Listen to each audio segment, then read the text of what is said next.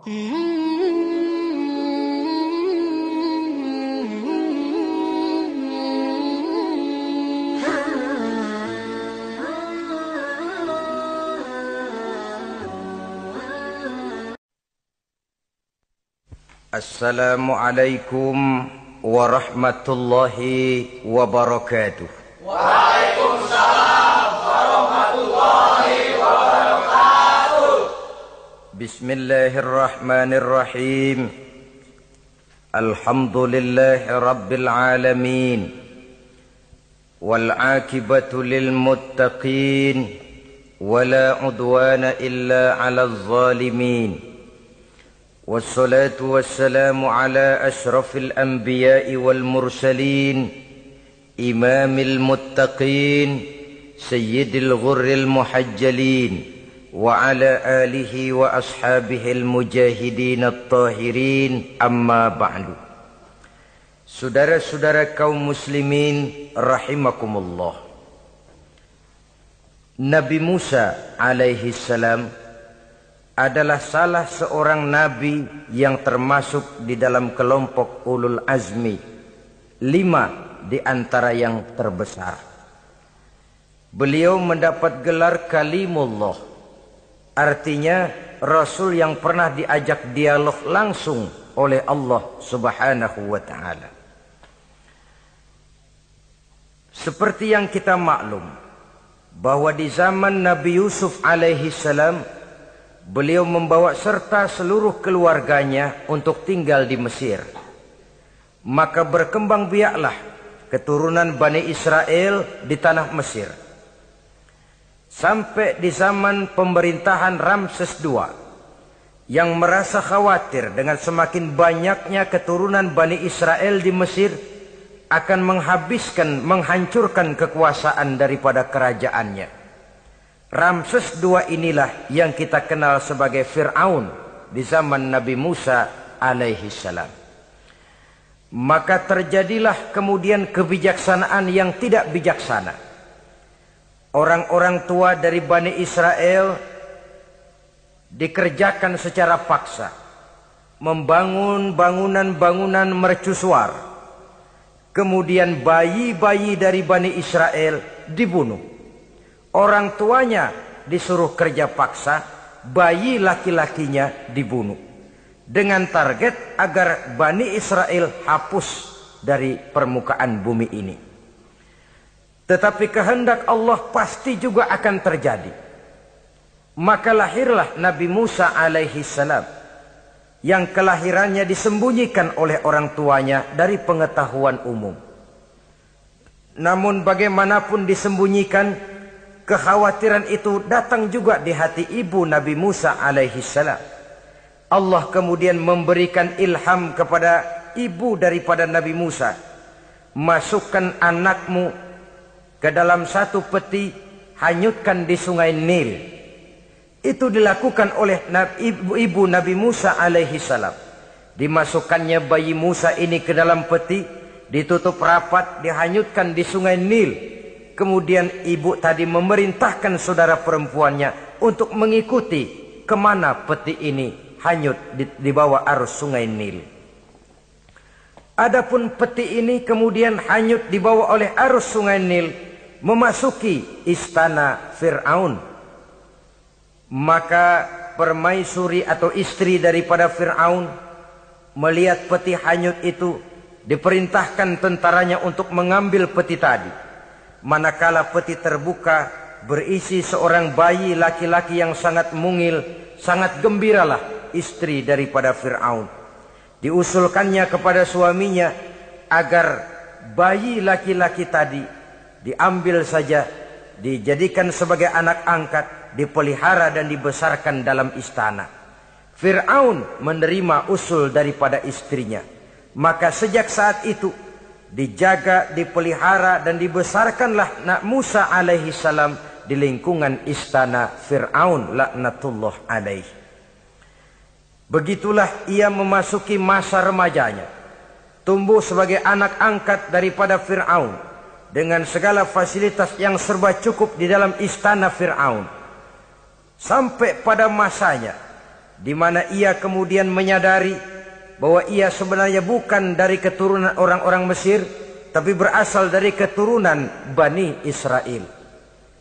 Sehingga satu hari ketika ia keluar dari istana, ia bertemu dengan orang yang sedang bertengkar. Satu dari keturunan Bani Israel, satu lagi dari orang Mesir. Musa membantu orang Israel ini melerai perkelahian, tapi kemudian Nabi Musa memukul orang Mesir tadi, dan memang hebat, sekali pukul mati. Saudara-saudara, tidak sengaja Nabi Musa itu hanya memukul, memberikan peringatan, tapi mati. Ini disembunyikan oleh Nabi Musa, tapi bagaimanapun disembunyikannya, akhirnya toh tahu. Apalagi Fir'aun sejak awal memang sudah mendapat firasat. Jangan-jangan inilah yang banyak diramalkan oleh dukun-dukunku, ahli nujum di istanaku, bahwa akan lahir seorang anak laki-laki dari keturunan Bani Israel yang akan menghancurkan kekuasaanku, memusnahkan kerajaanku. Jangan-jangan ini orangnya. Sejak hari pertama menemukan bayi Musa, Fir'aun sudah punya firasat ke arah itu. Tapi karena kalah oleh desakan istrinya, maka diterimalah Musa untuk dibesarkan di dalam lingkungan istana. Sehingga akhirnya oleh karena perasaan bersalah ini, Nabi Musa melarikan diri. Melarikan diri dari istana Fir'aun. Setelah nyata-nyata bahwa dia memang keturunan Bani Israel. Melarikan dirilah Nabi Musa alaihi salam keluar dari Mesir menuju negeri Madian. Di dalam pengembaraannya, saudara-saudara, di satu lembah, Nabi Musa ketika itu belum menjadi nabi. Pemuda Musa ketika itu sedang beristirahat. Dari kejauhan dilihatnya orang sedang berdesak-desakan. Rupanya adalah pengembala-pengembala kambing yang akan mengambil air dari dalam sumur. Mereka berdesak-desakan, berebut karena sumur cuma satu, yang ngambil air kelewat banyak. Di antara desakan-desakan orang itu, Nabi Musa melihat dua orang wanita kakak beradik minggir saja, tidak ikut berdesak-desakan. Nabi Musa menghampiri dua wanita tadi. Kamu sedang apa di sini? Kami sebenarnya ingin mengambil air. Kenapa tidak ikut berdesak-desakan? Itulah soalnya. Mereka laki-laki semua, gagah perkasa pula. Kalau kami ikut berdesak-desakan, bagaimana jadinya kami? Biarlah kami mengalah menunggu sampai mereka selesai semuanya, baru kami akan mengambil air. Mengertilah Nabi Musa bahwa wanita kakak beradik ini demikian halus akhlaknya. Gak mau berdesak-desakan sama orang laki. Budi pekertinya sedemikian luhur. Tungguin aja dah, ntar juga beres. Kalau semua udah kan pada minggir, kita gak pakai berdesak-desakan. Saudara hadirin, menyadari kodrat kewanitaannya, sehingga berdesak-desakan itu saja sudah dianggap bisa mengurangi citranya sebagai wanita. Biar dia ngalah aja, tungguin ntar juga rapi. Bukan malah ikut ngerangsek. Enak nih berdesakan sama orang laki nih, lumayan nih.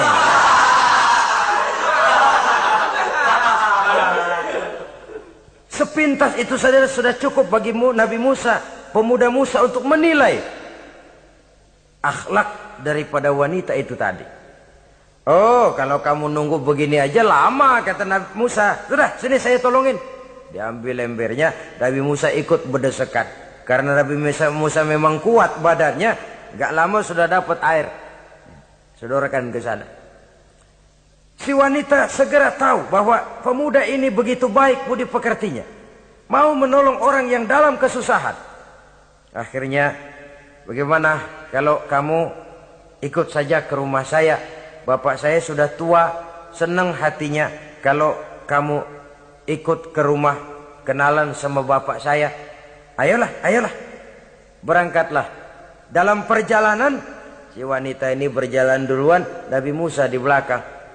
Kemudian Nabi Musa bilang, sebentar, saya duluan, kamu belakangan. Kenapa rupanya? Angin nakal bertiup menghembus pakaian si wanita, sehingga memberikan gambaran yang agak jelas tentang warna bentuk postur badan si wanita itu tadi. Sekarang Musa yang menunjukkan budi pekerti yang luhur. Gak mentang-mentang ditiup angin. Nah, mumpung nih.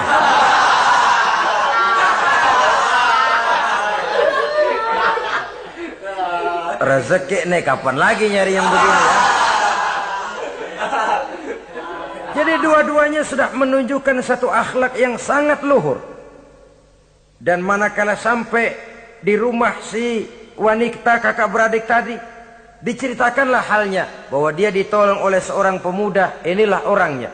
Sangat bersukacitalah hati orang tua kedua wanita itu tadi. Lalu usul si wanita tadi, Pak, kita kan di sini banyak punya kambing, nggak ada yang bantuin gembala. Bapak sudah tua. Kalau ini orang kita minta tinggal di sini saja, gimana Pak? Ya terserah kamulah. Akhirnya Nabi Musa tinggal di sana. Menurut satu riwayat 8 tahun ikut mengembalakan kambing. Dan orang tua tadi tidak lain adalah Nabi Syuaib alaihi salam, yang pada akhirnya kemudian Nabi Musa dikawinkan dengan wanita itu tadi. Setelah berumah tangga, Nabi Musa ingat kembali bahwa ia sesungguhnya keluar dari Mesir karena menghindarkan diri. Bahwa kaumnya Bani Israel hidup di Mesir itu tertindas di bawah rezim kekuasaan Fir'aun yang zalim. Dikerjakan secara paksa. Wanita dipermalukan. Bayi-bayi laki-laki dibunuh. Tergerak hatinya. Dia sudah enak. Punya mertua bijaksana. Punya istri cantik. Hidup tenang sebagai pengembala kambing. Tapi nurani kebangsaannya berontak. Saya tidak boleh bersenang-senang sementara bangsa saya ditindas. Saya tidak boleh menari di atas bangkai saudara saya. Saya tidak boleh tersenyum di atas penderitaan saudara-saudara saya. Saudara-saudara saya Bani Israel merintih di bawah penindasan Fir'aun. Saya harus membebaskan mereka. Diceritakanlah hal ini kepada mertuanya. Wah, ya kalau pakai bahasa mertua, saya mau kembali ke Mesir. Untuk apa Musa? Untuk menyelamatkan saudara-saudara saya Bani Israel yang masih dalam cengkraman kezaliman rezim Fir'aun. Saya harus membebaskan mereka.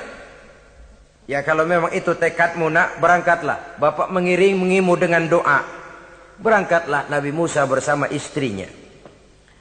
Sampai ketika beliau sedang istirahat di satu lembah, dari kejauhan beliau melihat ada api menyala.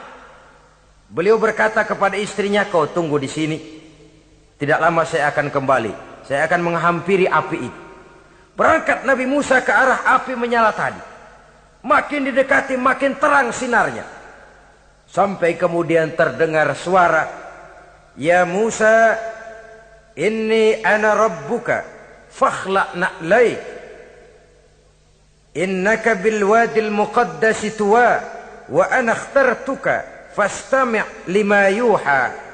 Wahai Musa, akulah Tuhanmu. Bukalah terompahmu. Sesungguhnya engkau berada di satu lembah yang disucikan bernama lembah tua. Aku telah memilihmu Musa, dan sekarang dengarlah apa yang diwahyukan kepadamu. Pada saat itulah turun wahyu pertama, dan resmilah sudah Nabi Musa diangkat menjadi Rasul oleh Allah Subhanahu wa ta'ala. Di satu lembah di Bukit Tursina. Apa wahyu yang pertama turun? Bunyinya, innani anallah la ilaha illa ana fa'budni. Sesungguhnya aku inilah adalah benar-benar Tuhanmu. Tidak ada Allah selain daripada aku. Maka hendaklah engkau hanya beribadah menyembah kepada aku. Ini umum saudara. Semua Rasul yang diutus Allah, inilah ajaran prinsipnya. Anallah la ilaha illa ana. Akulah Allah Tuhanmu. Tidak ada Tuhan lain selain Allah. Semua Rasul membawa ajaran ini. Oleh sebab itu, bukan hanya sekadar percaya kepada Tuhan saja yang penting. Sudahlah, pokoknya kan percaya kepada Tuhan. Iya, Tuhan yang mana?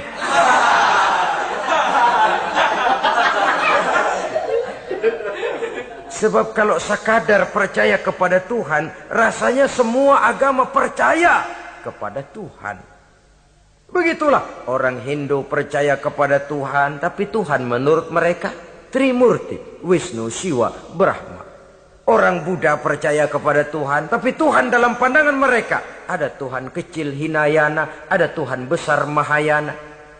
Orang Majusi juga percaya kepada Tuhan, tapi Tuhan dalam pandangan mereka ada Tuhan kebaikan namanya Ahriman, ada Tuhan kejahatan namanya Ahura Mazda.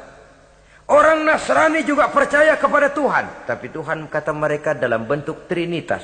Tuhan Anak, Tuhan Bapa, Ruhul Kudus. Ini semua Tuhan dalam pandangan mereka. Jadi kalau sekadar percaya kepada Tuhan, percaya kepada Tuhan, percaya kepada Tuhan, Tuhan yang mana? Itu yang prinsip. Itu yang prinsip. Sebab salah kita dalam mempercayai Tuhan, kita akan terjebak ke dalam penyakit. Kalau tidak kufur, syirik. Dan dua-dua itu bapak moyangnya dosa.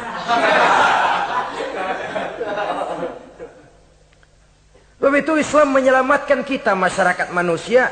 Ya ayyuhan nasu ubudu rabbakumul ladzi khalaqakum. Hai manusia, Tuhanmu yang perlu kamu sembah itu hanyalah Tuhan yang telah menciptakan kamu. Dan itu tidak lain adalah Allah yang lam yalid wa lam yulad wa lam yakul lahu kufuwan ahad, yang laisa kamitslihi syai'un. Ia tidak beranak, ia tidak diperanakkan, dan ia tidak bisa diserupakan dengan apapun. Dialah Allah itu.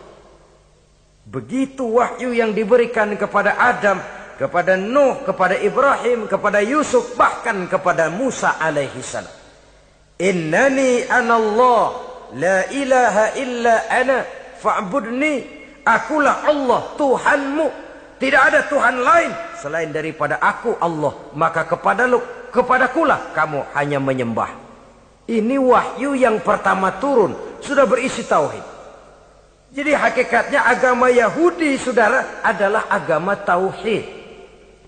Agama monoteis. Agama yang mengajarkan hanya ada satu Tuhan untuk seluruh alam. Dan Tuhan itu adalah Allah subhanahu wa ta'ala. Sebab itu syahadat orang Yahudi bunyinya begini. Shema Yisrael, Yahweh Elohenu, Yahweh Echad. Ini syahadatnya orang Yahudi. Itu perbedaan bahasa Suryani Ibrani dengan bahasa Arab. Kita Isma itu bahasa Arab, dia Shema. Isma, Shema. Shema Yisrael, Yahweh Elohenu, Yahweh Echad. Ahad Echad.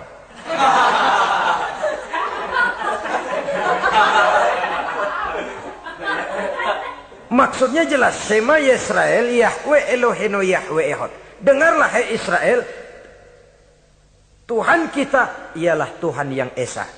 Yahweh kata mereka, Tuhan kita ialah Tuhan yang Esa. Esa tunggal, tidak beranak, tidak diperanakan.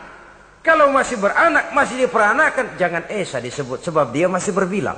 Dan maha suci Allah daripada sifat berbilang. Jadi asas dari seluruh misi yang dibawa oleh Rasul yang 25 itu sama. Tauhid inti ajarannya. Setelah tauhid, wa aqimis sholata li dzikri, dan dirikanlah solat untuk mengingat aku. Jadi solat pun diwajibkan kepada Nabi Musa. Cuma teknisnya yang berbeda. Bagaimana solat di zaman Nabi Musa, bagaimana solat di zaman Nabi Sulaiman, bagaimana solat di zaman Nabi Muhammad. Prinsipnya sama, solat, solat, solat. Teknisnya yang berbeda. Di zaman Nabi Sulaiman, konon solat itu tidak pakai ruku, tidak pakai sujud. Diri saja. Makanya Nabi Sulaiman itu menurut riwayat meninggalnya dalam posisi berdiri. Artinya apa? Dalam keadaan solat beliau itu. Bukan diri ngejedek kayak kita nungguin bus, bukan.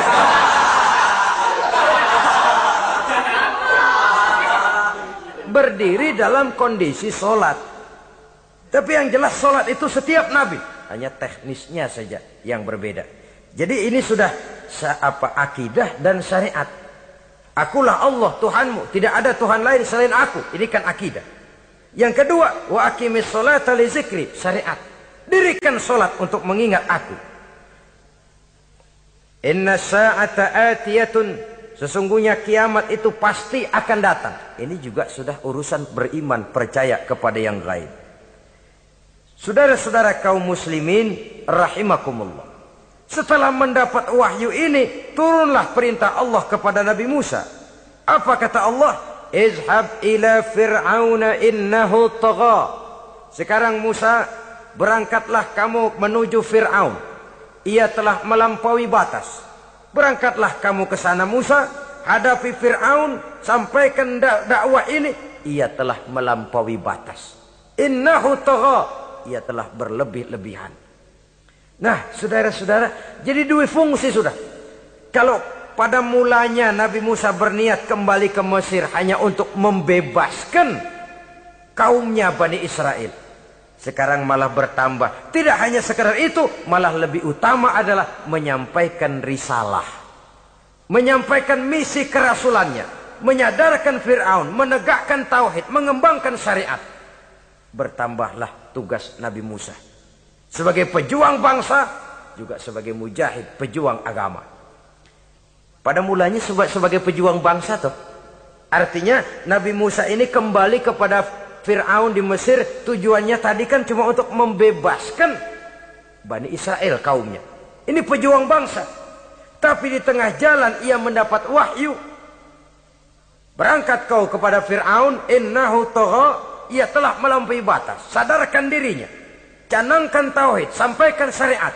Bertambahlah tugasnya.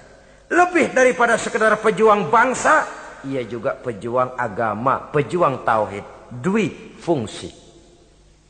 Kadang-kadang ada pejuang agama, tapi tidak pejuang bangsa. Kadang-kadang ada pejuang bangsa, tapi tidak pejuang agama. Nah, saudara-saudara kaum muslimin rahimakumullah. Idealnya ya kedua-duanya. Ya pejuang agama, ya pejuang bangsa juga. Mendapat tugas seperti ini, apa permohonan Nabi Musa alaihi salam? Beliau berkata, Qala rabbi syrah li sadri, wa yassir li amri, wahlul 'uqdatam min lisani yafqahu qawli, waj'al li waziran min ahli, Haruna akhi, usdud biha uzri. Ini permohonan Nabi Musa. Ketika dilantik menjadi Rasul, diberikan tugas, berangkat kau ke Mesir, sampaikan risalah ini kepada Fir'aun, karena ia telah melampaui batas. Apa permohonan Nabi Musa? Rabbi syrah li sadri, ya Allah, lapangkan hati saya. Wa yassir li amri, mudahkan urusan saya. Wahlul 'uqdatam min lisani, buka kebekuan lidah saya. Yafqahu qawli, sehingga mereka mengerti apa yang akan saya bicarakan. Ini kondisi dasar. Memulai satu perjuangan dengan persiapan dasar. Apa permohonan pertama? Isyrah li sadri, lapangkan jiwa saya. Menghadapi musuh dengan jiwa yang lapang itu penting. So, kalau kita menghadapi musuh dengan jiwa yang sempit, kita sudah kalah sebelum perang. Menghadapi musuh dengan jiwa yang lapang, artinya masih berharap kalau dia mau mengikuti ajaran ini. Jadi pada tahap pertama itu datang bukan sebagai orang yang mau membasmi, tapi sebagai orang yang mau menyelamatkan. Ini perlu jiwa yang lapang. Sebab dakwah Nabi Musa itu kan pertama menyadarkan Fir'aun dulu. Nanti akan kita lihat setelah disadarkan dengan kata-kata, tidak kena juga dengan bukti berupa mukjizat. Masih bandel juga. Musa mohon supaya dikirim bencana. Masih nggak mempan juga, habis dah urusan. Jadi ada tahapan-tahapan sesuai dengan kemungkinan Fir'aun bisa menerima. Sama juga bayi. Bayi itu kan kalau baru lahir ke dunia, brol, kasih susu emaknya dulu. Gedean dikit, bubur. Gedean lagi, nasi ulek dah. Udah gede betul, nasi. Udah gede banget, jengkol jijelin.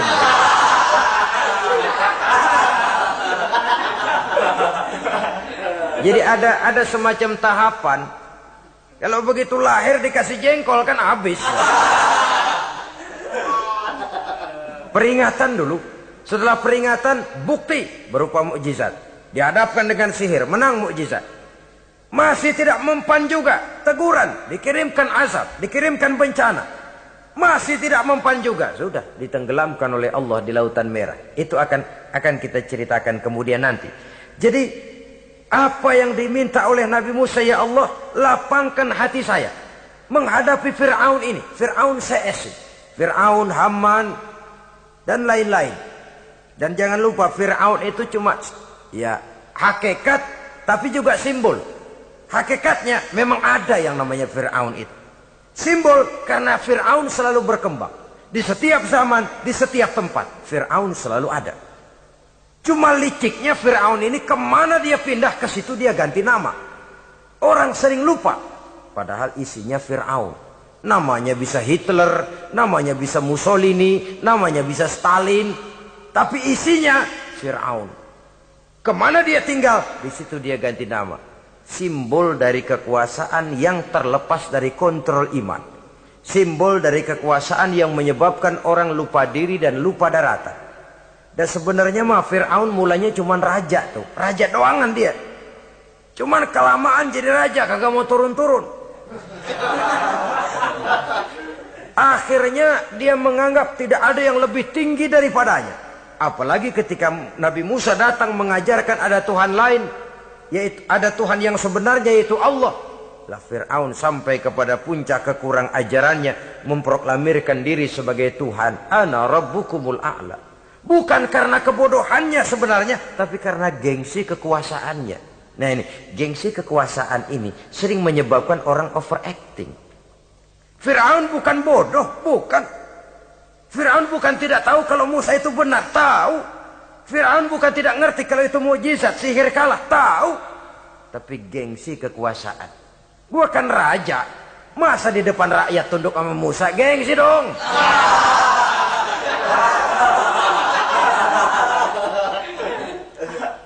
Cobalah lihat, gengsi kekuasaan sering membuat orang mau menginjak-injak kebenaran. Mau membohongi hati nuraninya sendiri. Mau membohongi kolbinya, hatinya. Padahal itu sudah, orang kalau sudah hatinya sendiri dibohongin, apalagi orang lain, sudah manusia paling kejam itu. Cuma karena gengsi kekuasaan saja. Gengsi kekuasaan kadang menganggap remeh kecil Nabi Musa. Kadang merasa besar di depan rakyatnya, tiba-tiba harus tunduk kepada dakwah Musa. Ntar dulu, ada apa sama Musa? Dia kanyut, gue yang ngangkat. Iya toh, peristiwa di Sungai Nil itu. Karena aku yang nyelamatin, aku yang besarkan dia di istanaku. Gengsi kekuasaan sering menyebabkan orang overacting. Bukan karena kebodohannya, dia tahu itu benar. Tapi dia berat untuk mengikutinya. Kenapa? Gengsi kekuasaan. Inilah watak Fir'aun. Oleh sebab itu Nabi Musa minta, ya Allah, lapangkan hati saya menghadapi orang kayak Fir'aun ini. Wa yassirli amri, dan mudahkan urusan saya. Ini, orang berjuang itu saudara, setelah segala taktik dan strategi dibicarakan, segala persiapan fisik disiapkan, jangan lupa wa yassirli amri, ya Allah, mudahkan urusan saya. Sebab sepanjang yang bisa kita lakukan hanyalah berusaha dan berusaha. Kepastian, ketentuan, hak prerogatif daripada Allah Azza wa Jalla. Kalau Allah memberikan kemudahan, satu dunia orang mau menghadang, no problem.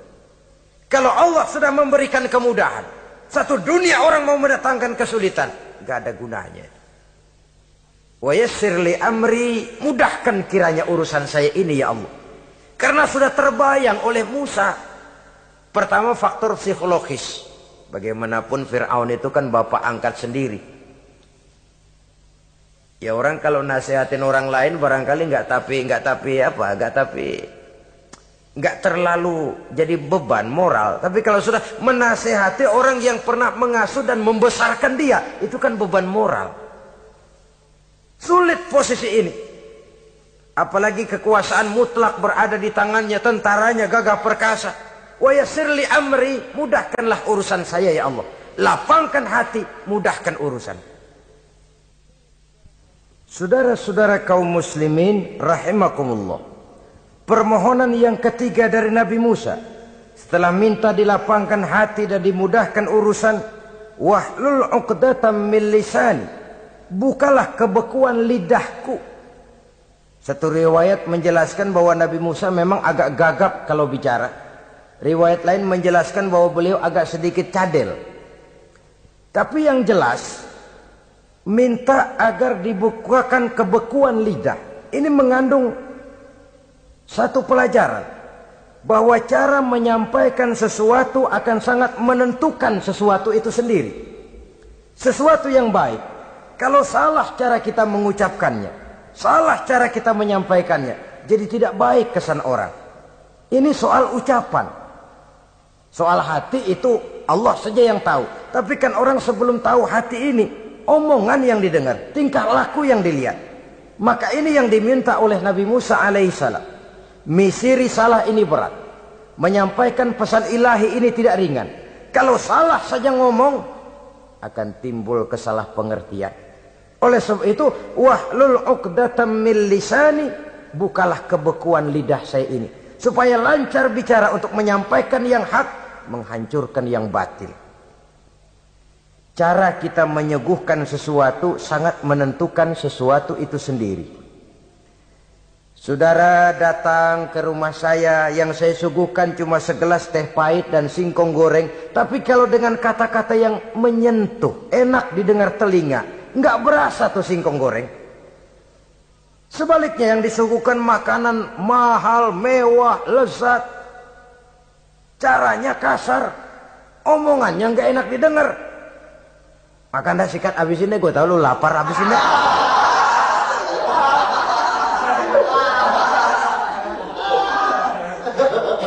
Rasanya biar lapar juga nahan juga gitu. Apa itu?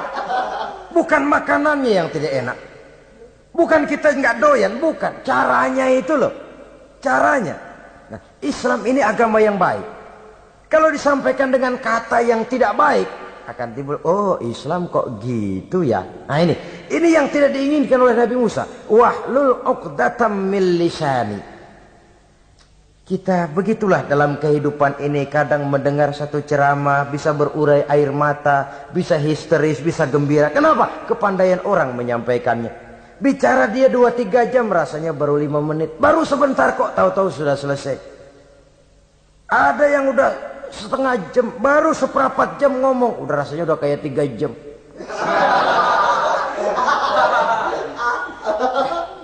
Kita udah berbisikkan, udah dah.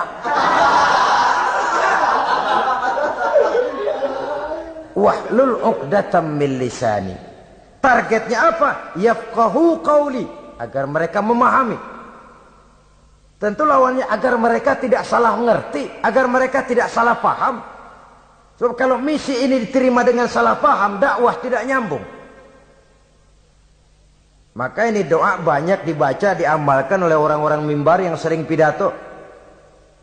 Lapang hati melihat kerumunan orang banyak, tapi nggak dak-dikduk, nggak kena demam mimbar.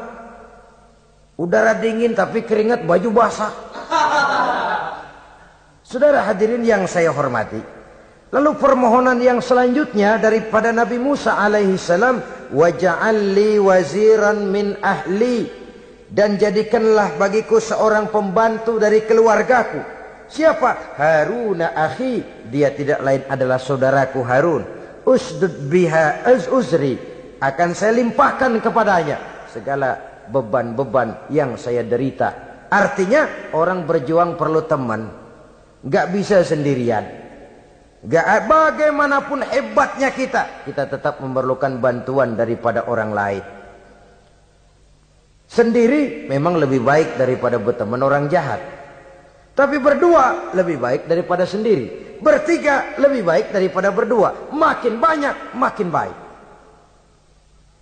Untuk satu persoalan yang besar, memerlukan kebersamaan. Begitulah Nabi Musa memberikan contoh. Saya tidak bisa berjuang sendiri. Saya minta dibantu oleh saudara saya Harun. Jadikan dia pembantu saya. Tempat saya membagi suka dan duka dalam perjuangan ini. Tempat saya bercerita, tempat saya mengeluh, tempat saya melarikan persoalan. Sebab beban hati itu akan berkurang kalau kita ada tempat kita bercerita. Nah, saudara-saudara, berangkatlah Nabi Musa ke Mesir.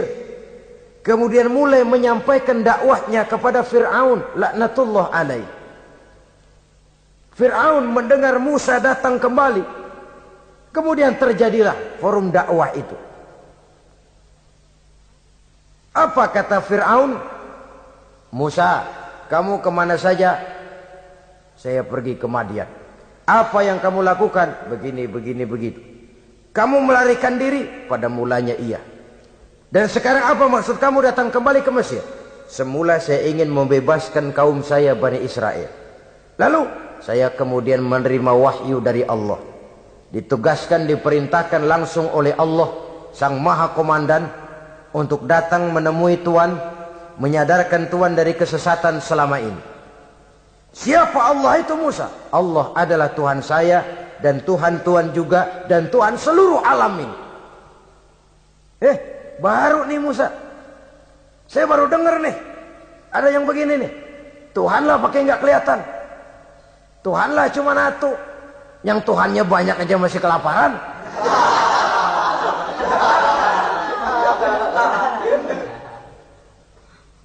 Di mana Tuhan?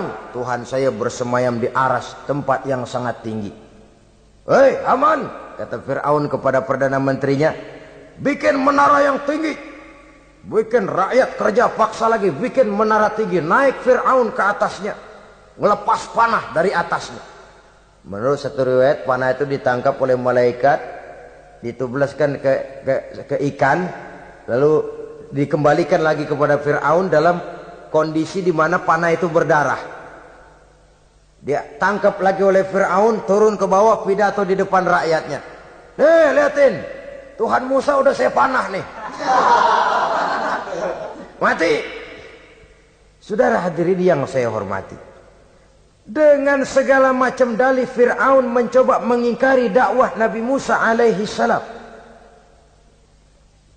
Baiklah Musa, andai kata kamu benar, apa buktinya? Tuhan mau apa? Kamu sanggup menandingi tukang sihir saya? Insya Allah. Ayo kumpul tukang sihir, kumpul. Kumpulkan tukang sihir, dilepaskan tali-tali kecil, berubah jadi ular mengejar Musa. Musa oleh Allah difirmankan, lemparkan tongkatmu Musa. Musa melemparkan tongkatnya.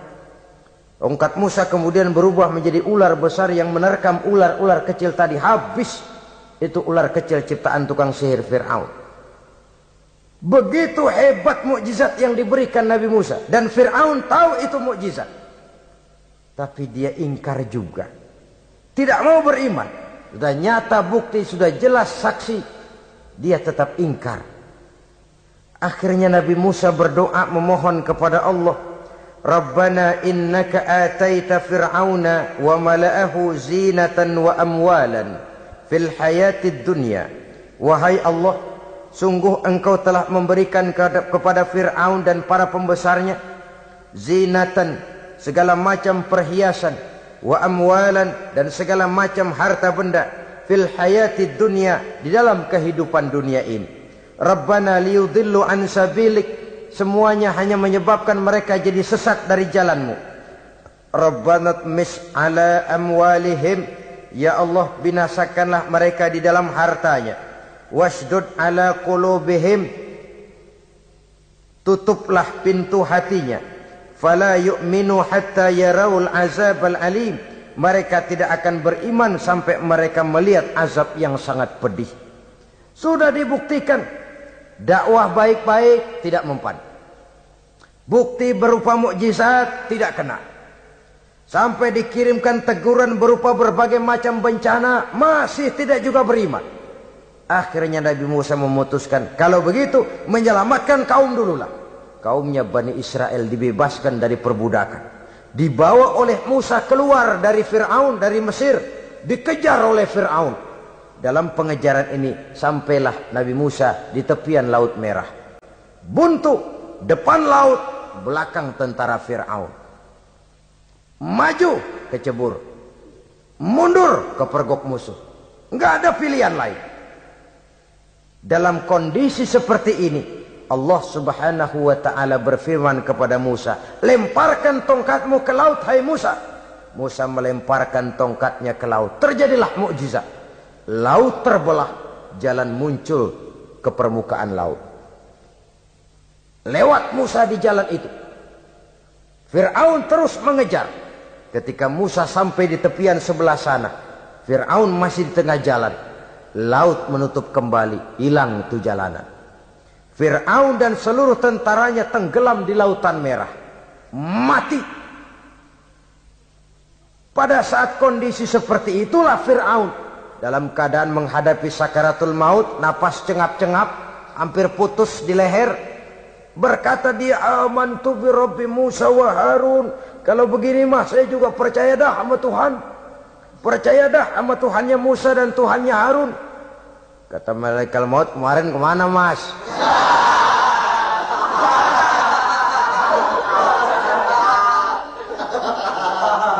Sudah gini hari baru mau percaya, terlambat. Terlambat. Akhirnya Fir'aun mati. Mati, tapi badannya utuh. Allah berjanji, wa kadzalika nunajjika bi badanika litakuna liman khalfaka ayah. Kami selamatkan badanmu Fir'aun agar menjadi pelajaran bagi orang-orang sesudah kamu nanti. Fir'aun mati, tapi badannya selamat terdampar di tepi pantai. Oleh rakyat Mesir, wah ini raja kita nih. Raja kita, ketemu, hidup. Mati.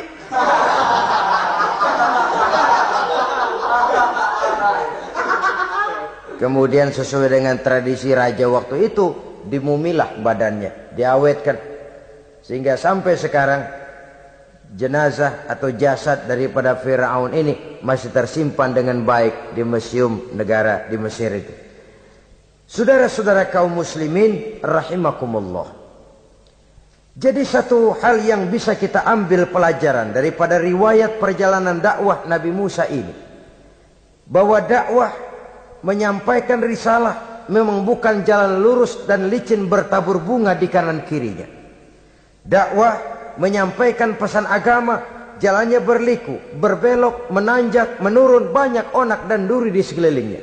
Yang paling makan hati adalah apabila sudah berdakwah kepada penguasa yang zalim, seperti halnya Fir'aun ini.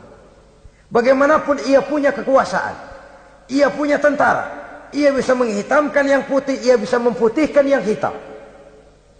Kalau bukan iman yang jadi landasan moral dalam perjuangan, orang mudah frustasi. Kalau berdakwah kepada rakyat kecil, resiko kurang. Kalau berdakwah kepada para pengusaha, resiko kurang. Kalau berdakwah kepada kelompok-kelompok yang tidak memegang kekuasaan, resiko kurang. Tapi kalau sudah kelompok memegang kekuasaan, yang tersinggung gengsi kekuasaannya, disitulah resikonya sedemikian besar. Ini yang dihadapi oleh Nabi Musa alaihi salam. Tapi yang dijalaninya dengan tabah, dengan tekun. Karena kebenaran memang bisa ditekan, tapi satu hal yang jelas, kebenaran sama sekali tidak akan bisa dikalahkan.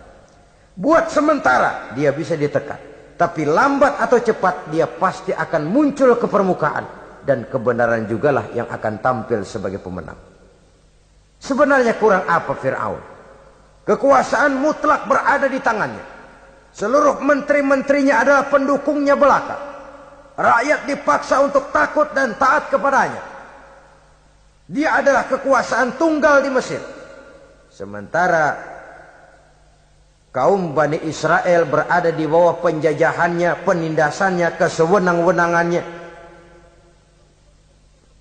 Dan bahkan ketika Nabi Musa sudah menyampaikan dakwahnya, Fir'aun malah sempat mengungkap jasa. Musa, kamu kok sekarang bisa begitu? Enggak ingat ya dulu, kamu hanyut di sungai Nil, istri saya kan yang angkat. Saya yang besarkan di istana saya. Kok sekarang kamu bisa ngelawan saya sih? Ini biasa. Apa jawab Nabi Musa? Kenikmatan yang kau berikan kepada saya belum seberapa ketimbang penghinaanmu kepada kaum saya Bani Israel. Jangan kau menyangka Fir'aun, kalau saya kau bikin senang, saya lalu akan mau mengkhianati bangsa saya sendiri. Tidak. Sama sekali kesenangan yang kau berikan kepada saya tidak akan menutup mata saya dari kondisi yang dihadapi oleh kaum saya, oleh umat saya. Mereka tersiksa, mereka menderita, mereka merana. Haruskah saya lupakan mereka cuma karena saya sudah tinggal di istanamu, engkau yang membesarkan? Padahal kau pun membesarkan saya bukan karena kemauanmu. Desakan daripada istrimu. Jangan ngitung-ngitung jasa Fir'aun. Andai kata pun jasamu ada kepada saya, belum seberapa ketimbang penghinaanmu kepada bangsa saya Bani Israel. Di situ Nabi Musa menunjukkan sifat nasionalisme yang sangat tinggi. Rasa nasionalisme yang sangat mendalam. Kadang-kadang kan orang ya seperti di zaman penjajahan Belanda, karena diangkat jadi tuan tanah, bangsanya sendiri diinjak-injak. Karena diangkat jadi centeng dikit dah, kumis mbaplang dah, bukan main. Bangsanya sendiri diinjak-injak. Fir'aun mengingatkan ini. Kalau cara kita, lo gede di sini, makan di sini, segala macam di sini dah. Masa lupa kacang sama kulitnya? Kasarnya mah lu bisa begini nih Musa nih, gue yang rawatin lo. Saya yang menjagamu, mengangkatmu dari sungai Nil. Masa sekarang sudah gede begini kamu mau berhadapan dengan saya? Punya pikiran dong dikit kalau cara kita. Mikir dong, mikir. Dulu lagi kayu di Nil, siapa yang angkat?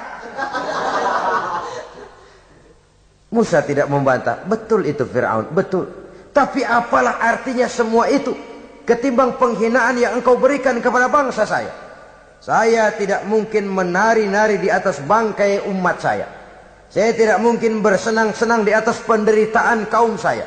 Dan saya tidak mungkin senyum ceria di atas derita daripada kaum saya. Dengan tidak melupakan jasamu, saya tidak akan merubah pendirian saya. Saya ingin membebaskan penjajahan. Saya ingin membebaskan kaum saya Bani Israel dari belenggu penindasan. Kalau engkau sudah tidak mau mendengar dakwah yang saya sampaikan, tidak mau bertuhan Allah, tidak mau menyembah kepadanya, tetap dengan keangkuhan dan kesombonganmu sekarang ini, okelah, berjalanlah dengan keyakinanmu. Tapi saya harus membebaskan kaum saya Bani Israel. Saudara-saudara kaum muslimin rahimakumullah. Itulah jalan dakwah, jalan menyampaikan risalah agama, risalah Islam. Sekali lagi, bukan jalan lurus bertabur bunga. Tapi agama memberikan ajaran, balighu anni walau ayat. Sampaikan dari aku walaupun cuma sekedar satu ayat saja. Tugas ini memang mulia tapi berat. Tugas ini memang terhormat, tapi penuh resiko. Ya kalau menyampaikan asal sekedar menyampaikan, sudahlah, pokoknya nyampein percaya syukur kagak udah dah. Bukan cuma sekadar itu, ada semacam tanggung jawab moral. Maka kondisi dasar yang dilakukan oleh Nabi Musa, permohonan yang tadi itu, ya Allah lapangkan hati saya. Jalan ini penuh onak dan duri, berliku, menanjak, menurun. Banyak halangan, tentangan, rintangan, dan fitnahan. Kemudian mudahkan urusan saya. Menentang kekuasaan Fir'aun bukan perkara ringan.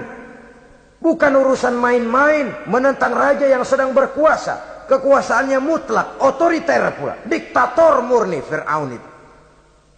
Mudahkan urusan saya menghadapi jalan ini ya Allah.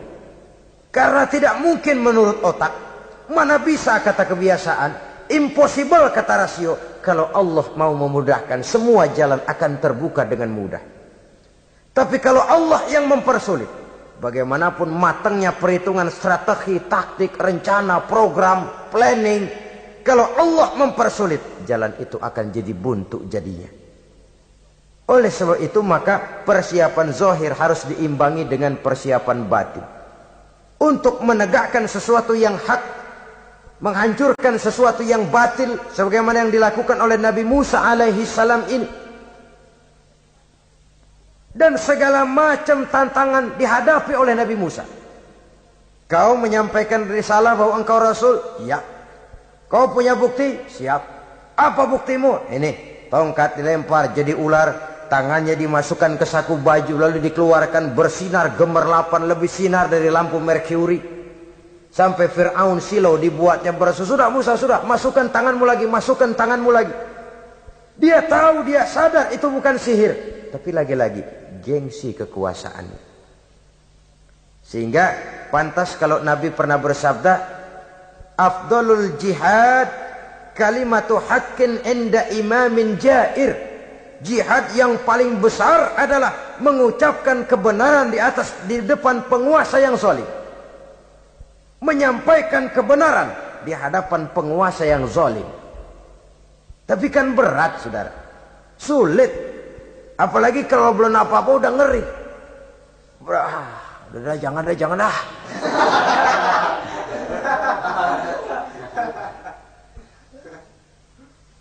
Itu sebabnya Ishrah li sadri, lapangkan hati saya. Saya tidak punya kepentingan apa-apa kecuali menyampaikan kebenaran. Kalau sudah ada kepentingan pribadi, itu yang sering jadi handicap. Itu yang sering jadi jurang pemisah antara kita dengan orang yang akan kita sampaikan kebenaran tadi. Saudara-saudara kaum muslimin rahimakumullah, maka terasa benar relevannya doa yang diajarkan oleh Rasul kepada kita. Allahumma arinal haqqa haqqa warzuqna ittiba'ah wa arinal batila batilan warzuqna ijtinabah. Ya Allah, tunjukkan kepada saya bahwa yang benar itu benar, berikan saya kekuatan untuk mengikutinya. Ya Allah, tunjukkan kepada saya bahwa yang salah itu salah, berikan saya kekuatan menghindarinya. Kenapa? Orang sering tahu bahwa itu benar, tapi tidak berdaya mengikutinya. Seperti Fir'aun tahu bahwa Musa itu benar. Abu Jahal, Abu Lahab juga tahu bahwa Nabi Muhammad itu benar. Abrahat juga tahu bahwa Nabi Ibrahim itu benar. Namrus juga tahu Ibrahim itu benar. Tapi mereka tidak berdaya mengikuti kebenaran karena gengsi kekuasaannya. Kadang kita tahu bahwa itu salah. Salah itu.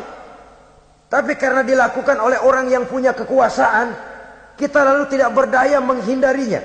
Malah terjebak ikut-ikutan salah. Lalu menghibur-hibur diri. Sudahlah, tak ada gading yang tak retak. Bukankah dengan demikian kita sudah melegimitir kesalahan? Tahu bahwa itu benar dan mampu mengikutinya, itu nikmat. Tapi tahu itu benar namun tidak berdaya mengikutinya, itu mendatangkan siksaan batin. Tahu itu salah dan mampu menegur, itu nikmat. Tahu bahwa itu salah tapi larut ikut salah, nimbrung dalam kesalahan, itu mendatangkan tekanan batin. Jadi tahu kebenaran itu penting, tapi terketuk hati mengikuti kebenaran itu jauh lebih penting. Semua kita tahu Islam itu benar. Tapi semua yang tahu Islam itu benar, maukah mengikuti ajaran Islam? Tidak. Tidak. Semua orang tahu kalau judi itu batil. Hatta penjudi yang paling kakap pun mesti tahu kalau itu batil, itu tidak baik. Tapi dia tidak berdaya untuk menghindarkannya. Terjebak ke dalam penyakit itu tadi. Oleh sebab itu, saudara-saudara kaum muslimin yang saya cintai, tidak ada satu ucapan yang lebih baik. Dalam istilah Quran itu Allah menjelaskan, wa man ahsanu qawlan mimman da'a ila Allah wa amila salihan wa qala innani minal muslimin. Ucapan siapakah yang lebih baik dalam hidup ini selain daripada mimman da'a ila Allah, selain daripada ucapan orang-orang yang menyeru ke jalan Allah, orang-orang yang menyadarkan kepada agama. Ini jalan Allah, mari ikuti. Itu jalan setan, mari tinggalkan.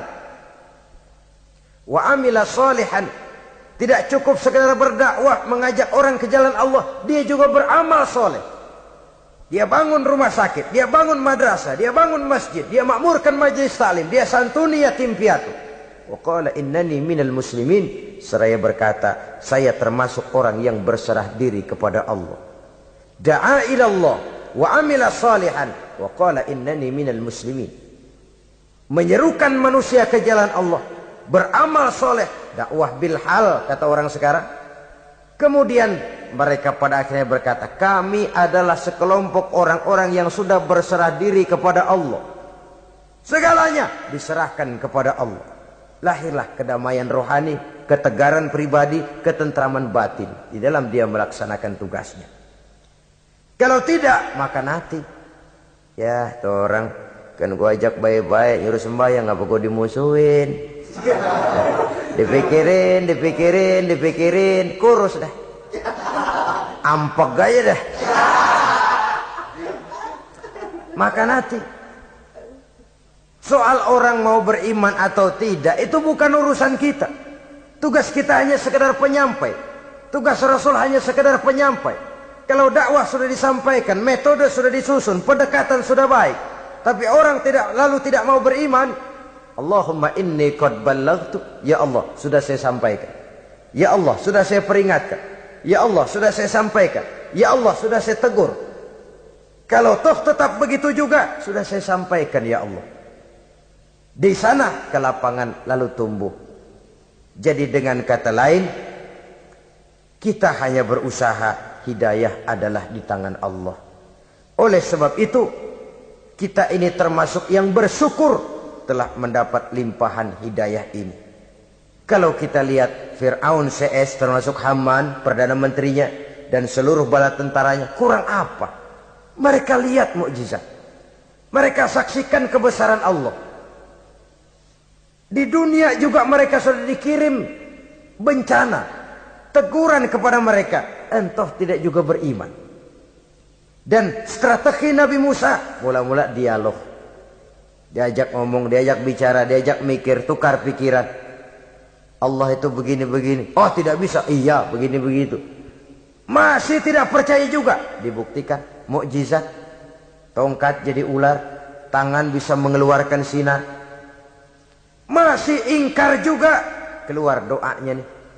Doa yang ada dalam surah Yunus ayat 88-89. Rabbana tmis ala amwalihim. Ya Allah cukup dah. Seruan sudah disampaikan, peringatan sudah diberikan, mukjizat sudah mereka lihat, tapi enggak juga mau beriman. Buresin aja harta bendanya dah. Habisin aja. Habisin dah. Dikasih perhiasan kehidupan dunia. Innaka ataita fir'auna wa mala'ahu zinatan wa amwalan. Dikasih harta, kesenangan dunia, bikin sesat. Habisin aja dah. Wasdud ala qulubihim. Hatinya empat dah. Udah dipatri, udah enggak mempan apa-apa. Sudahlah ya Allah. Wala yu'minu hatta yaraul azabal alim. Rasanya mereka memang enggak bakal mau beriman kalau belum melihat azab yang sangat pedih. Dan memang setelah timbul tenggelam, napas mau sekarat, baru beriman. Terlambatlah sudah. Nah, saudara-saudara kaum muslimin rahimakumullah, bagaimana akhir daripada perjalanan Nabi Musa ini, insya Allah akan kita bicarakan pada pertemuan berikutnya. Terima kasih atas perhatian saudara. Mohon maaf atas segala kekurangan. Wassalamualaikum warahmatullahi wabarakatuh. Waalaikumsalam warahmatullahi wabarakatuh.